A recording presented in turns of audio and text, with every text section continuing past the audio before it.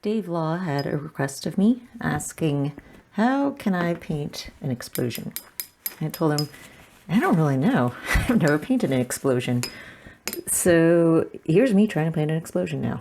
We're going to start off with, let's see, I'm going to get the page wet first. That's what I want to do first because I'm going to be using a lot of wet and wet to get this going. Oh, and by the way, it's a fiery explosion, he says. All right, so I start with that. Then I'm going to get some yellow. This is a gamboge yellow that I'm using right now. And I'm starting off in the center of my explosion area. And I'm just laying it on fairly thick, but I'm also leaving a lot of white space. Now I want it thick because I want the pigment to really move around. Now secondly, a second layer of this, I'm going to get some Piemonte red. This is a Daniel Smith granulating color. And I'm going to combine that with Winsor red, which is just a really bright, intense red. And this is because I want the reddish, this bright, intense fire engine red tone, and I also want a little bit of granulation. So that's why I'm mixing the two to get a nice combination of them. And I'm working away on the outer edges of this yellow, letting it bleed in, but not covering it entirely. Again, I want a lot of pigment because, especially when you're working wet and wet, the way to really get a lot of interesting texturing happening is to make sure you have a lot of pigment loaded up on your brush. If you don't have enough, all you're just going to get is a watery hint of color. And while that might be suitable for some things, other times when you want texture, you're not going to get it from doing that. Now lastly, on the very outer edges of this, I'm getting some dark colors. Again, I'm starting with something that's going to granulate. Let's see, what am I going to do for that? I want bloodstone. Again, this is another Daniel Smith special. It is a very dark brown, almost black, if you use it with enough concentration. And I'm going to mix that with neutral tint, which is another standard color. And for the same reason I mixed the Piemonte red with the Winsor red before, because I want some granulation, but I also want the color tones of the other. So by mixing the two, I get the best of both. And for this outer edge, I am keeping it very rich and thick. By thick, I mean concentrated pigment. But again, I'm letting it come in on the edges of what I've done before, just not taking over it all. Enough to give it this nice, darker, contrasting area.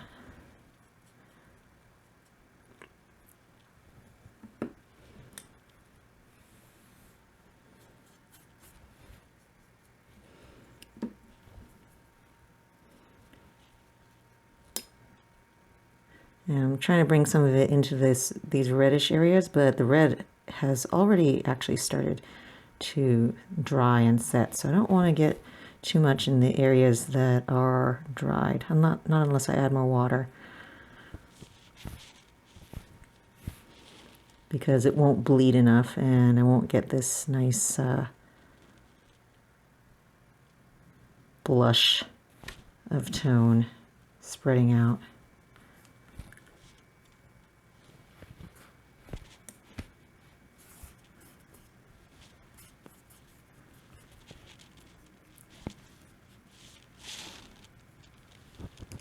All right, finally, what I'm going to do to this, now that I have my base tones down and colors, I'm just going to actually take my brush and tap it with my finger, just like smack it like this. And that splatters liquid. And this will cause other bits of variation and bleeding and spreading to happen. And it's just mostly, I was going to say clean water, but it's mostly clean water. It's pretty dark at this point. It doesn't really matter for the intents and purposes that I have here. And you could see already in action what's happening when I splattered water here. The extra liquid that I just infused this section with in splatters caused the pigment to spread out. So I'm going to use this as a pointer. I'm not actually drawing with this, but you can see these clustered areas, and that was caused by liquid hitting in the center, in the lightest portion of those, and pushing the pigment outward into the edges. And that's why you get this. Now, hopefully something like that will be maintained even after this dries. Sometimes you lose the best areas once it dries, and you have to play around and see what happens and what you can actually keep from these early stages and what's just going to end up blending. Many times it's a factor of what kind of paper you're using and how absorbent it is. This that I'm using right now is actually a really cheap little pad of paper. So this is barely qualified as watercolor paper, but it's good enough for what I'm doing right now. So something like this technique might actually work better in using a better watercolor paper quality. And I'm just dotting in actual water in larger quantities in some sections. You see, I also got a nice little bit of bleeding over here, an expansion of the color over here. This section, I wish I had wet the area a little bit more before adding this darker tone, because it didn't quite bleed as much as I would have hoped. It's too much of the brush shapes over there. All right, so at this point, I'm just going to leave it because this is a really good base to start working from afterwards. So I'm going to let this dry, which is probably going to take a little while because I've loaded up so much water in some of these areas that it will take, 20 or 30 minutes. You can take a blow dryer to watercolors. Generally, I don't bother doing that because, for one, if you have this textured stuff, when you take a blow dryer to it, you're going to be blowing your liquid around and you're going to lose a lot of the textural stuff. So that's one main thing. That's the main thing, actually. Letting it alone is the best way to maintain those awesome textures. And secondly, normally I'm working on a large enough piece that I can, when one area is wet, I can move around to the other side and work on some other little section. And the only times that I'm going to run into this problem, as you see here, is if the piece is really small and I have made a very wet, messy background. All right, so going to set this aside now for about half an hour. Coming back here now, a half hour later, and as I had hoped, a lot of that granulating texture was retained after drying, and I even get some of this gorgeous hard-edged stuff happening here with the liquid that I splattered on at the end. And so this is a great base to start from. Now, one thing I want to mention also, if fiery explosions are not your cup of tea, Dave, comic book artist, was the one requesting this, as I mentioned earlier. And you're looking at this thinking, well, what am I going to do with that? This is the same technique that I would do for really dramatic clouds in the sky, really dramatic cumulus clouds, towering, billowing stuff, just different color scheme. Just think about what you would use in order to create that. For example, this would probably be a blue, some kind of dark blue or indigo or purple. And same with these. This would be this layer, depending on if it was during the daytime or sunset. If it was sunset, you might retain these kinds of colors and tones and actually work with that. And so there's a lot of uses for what I'm showing you here. This is not specifically just for what I'm depicting here. It's very useful for a number of other situations. All right, so now I'm mixing together some yellows and reds, and I've switched over from the big, large brush I was using earlier to a size 0 round brush. And I'm going to be using this to pull out some detailed bits here and there, and to start creating some sort of shape and form to this very nebulous, cloudy start. First of all, I'm going to actually create some more of these dark red splotchy bits down below here. And I'm doing this via my favorite detail technique of dry brush.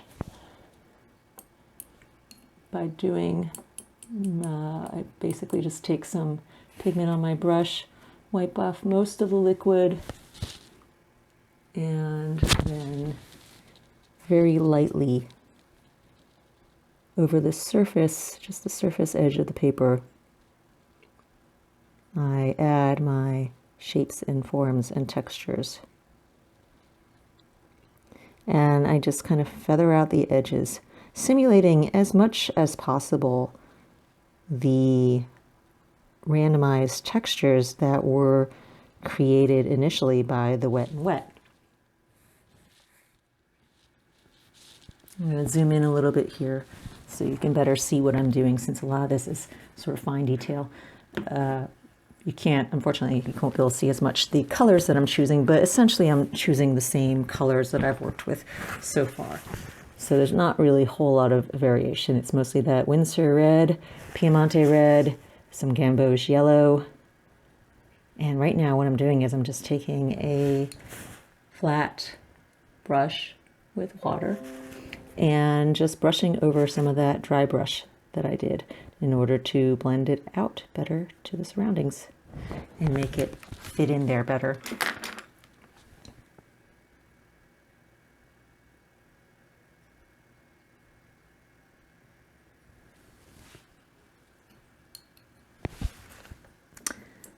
And then I mostly sort of continue with doing that. What I'm doing here is I'm trying to create volume for this cloud explosion formation.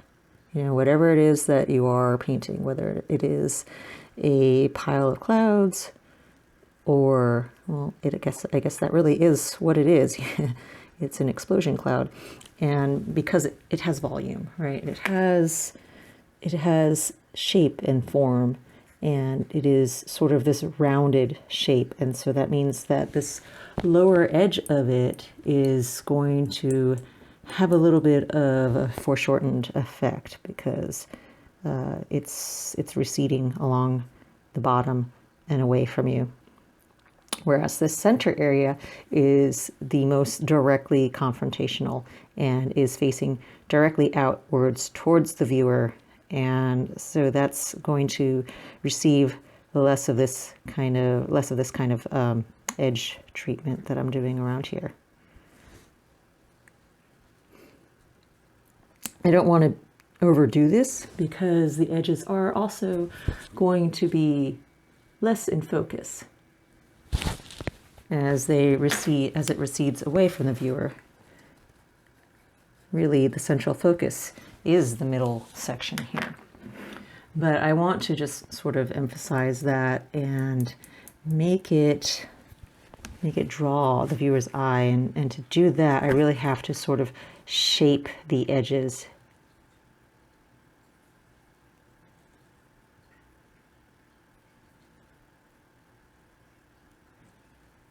And so it's just going to be a lot of this, basically.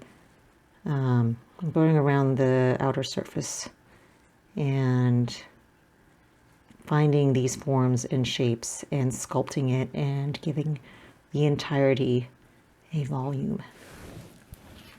Going back and forth between dry brush and this wet water brush, just in order to blend things and smooth them out. Not to smooth it out into oblivion, just enough so that it melds into the rest of what's going on. And I'm going to do the same even into this outer black area. Again, what I'm trying to do is sculpt it, give it volume, give it form. A lot of it is going to be smooth and empty, but I want the areas closest in to my cloud to have some kind of form and shape.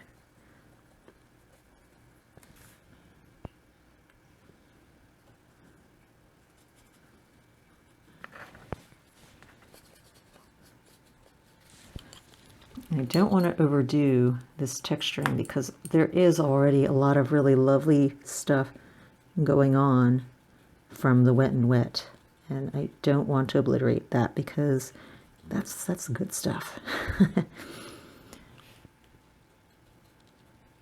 You know, all this little granulation, that's perfect. I want to leave that as it is. I don't want to overdo it by taking too much of my pigment in and trying to consciously dictate what's happening.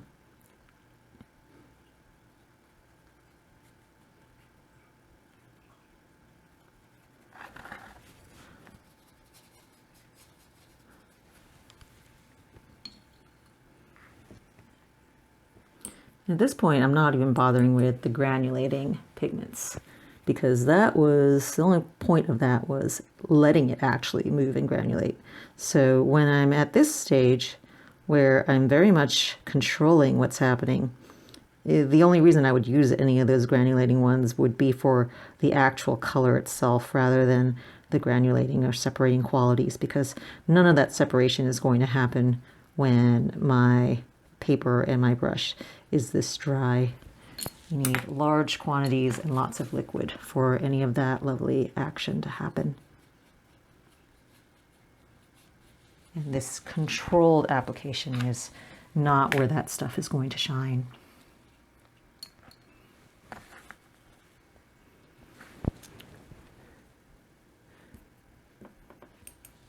This is another section where I really love what's happening with the granulation that just naturally occurred.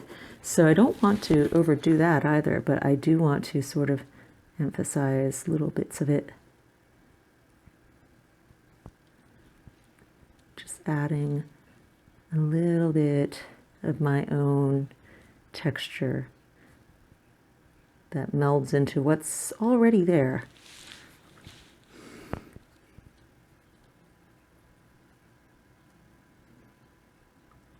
And over here where there's kind of a big nothing area, I'm just creating my own.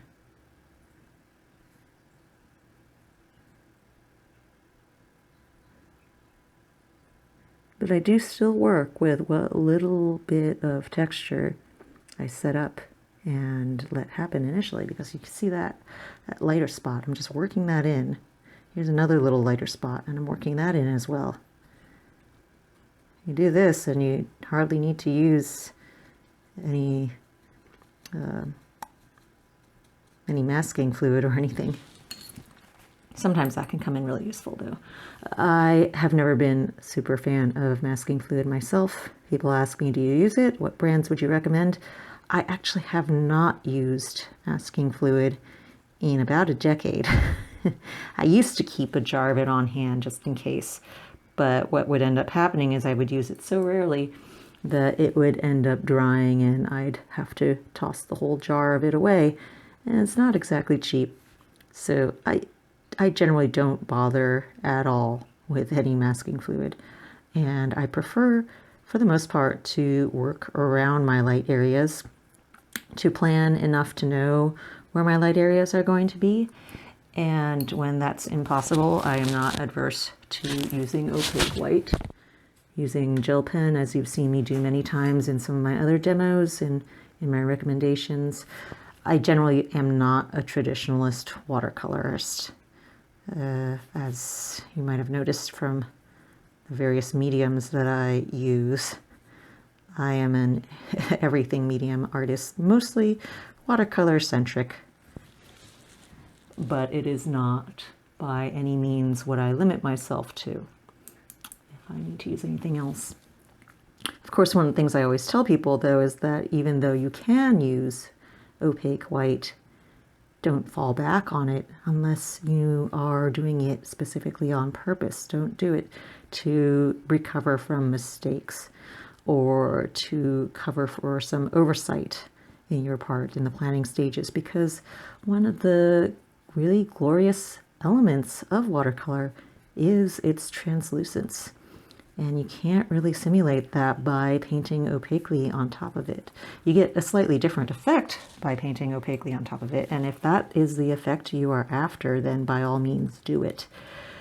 But don't forsake the translucence for opacity out of laziness, because something like this isn't going to happen with opacity in watercolors. This stuff, that's not going to happen by painting on top with white. You might be able to get some sort of similar or variation of this, but the beauty of the transparency really shines when you utilize it and when you plan for it and try to use it to its for its best qualities and effect.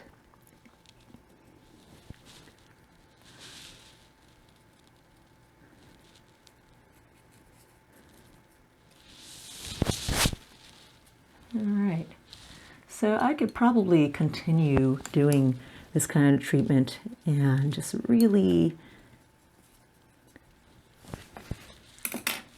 doing a lot more of this to shape this cloud, continue sculpting it in this fashion. But generally, that is the idea. I'm just brushing over everything right now with the clear water. That just blends everything lightly. I'm using a very light touch, because if I do too much, then I'm just going to obliterate everything that I've done, and there's no point to all that dry brush attention and detail and granulation, because you just get a smooth blend if everything lifts. But that gives a pretty good start.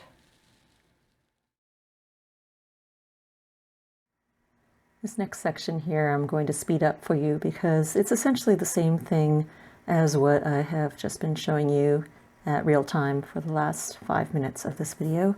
It's just a whole lot more dry brushing, pulling in the volumes and contours of the cloud edges, and then blending it out with a wet brush. So it's alternating between dry brush and a wet, clean brush. And here's the final result. Or it would be the final if I could leave it at that, but being who I am and with a whimsical streak, I decided to continue on a little bit. So I'm painting this little phoenix, this firebird, at the center of my fiery cloud. And I'm just doing that with variations of yellows, gamboge, and quinacridone gold, and orange and red. A little bit of highlight with a white gel pen. And there we go. Just a little bit of something at the center of that cloud. I hope you enjoyed this video. If you have any special requests for subject matter you'd like to see me tackle in the future, please feel free to contact me or leave comments below. Let me know what you'd like to see. And as always, thank you very much to all my followers on Patreon, patreon.com/StephanieLaw. You can find me at